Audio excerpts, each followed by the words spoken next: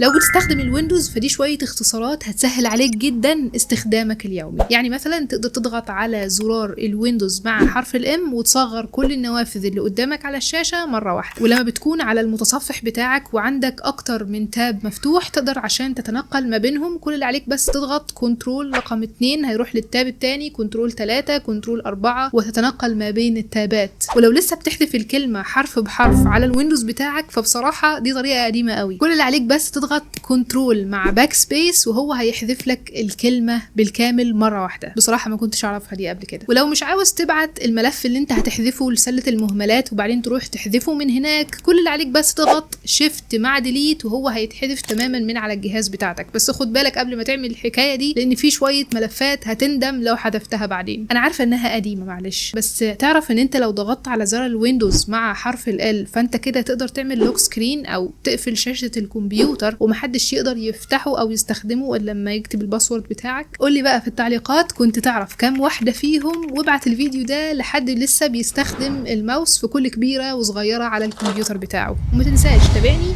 يوصلك كل المفيد.